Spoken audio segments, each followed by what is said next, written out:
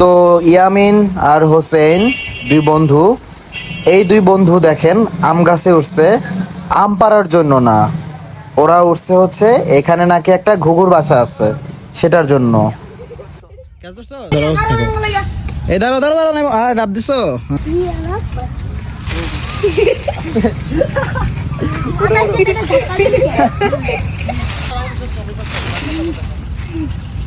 ভাই রে ভাই, পুরাই জিনিয়াস। এই যে দেখেন কি লেভেলের দুষ্টামি করতেছে ওরা, মানে গড়াই গড়াইয়া পড়ে যাইতেছে। কি বলবো, এই জায়গাটা কিন্তু অসম্ভব সুন্দর, একদম ন্যাচারাল, মানে দেখলেই না খুবই ভালো লাগে। এই তোমরা এখন কি করো?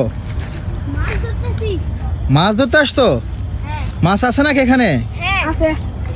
কি বলো, বল মাছ? না, এটা বিশ্বাস করলাম না, আসলে আছে? একটা ধরে দেখাও। ওয়েদারটা কিন্তু ভালোই, কিন্তু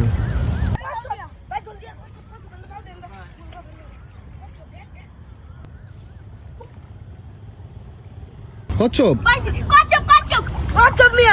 কোথায় কচ্ছপ? এই যে মাথা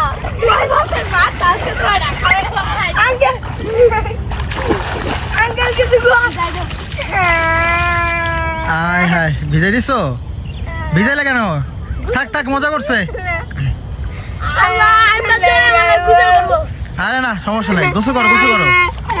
আরে ভিজালে কি হয়েছে, এই গরমের সময় ভিজলে ভালো লাগে, ঠান্ডা লাগে। আরে যাইতে যাইতে শুকাই যাবে, সমস্যা নেই। ওই সরি দোস্ত বলছে ও, তুমি সরি বলছো না? ও সরি বলছে, মনে কিছু করো না, হ্যাঁ ঠিক আছে? কিছু বললি আব্বা তোর কিছু করবো। থাক থাক, মনে কিছু করো না। এদিকে আসো, এই তুমি এদিকে শুনে যাও। ওই দেখছো, ওই দেখছো সেই, তুমি গোসল করলা?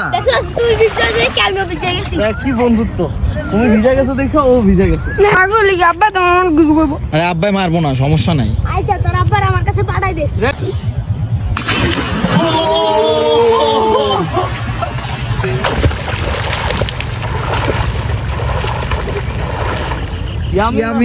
ইয়ামিনের বেস্ট ফ্রেন্ড হচ্ছে হোসেন।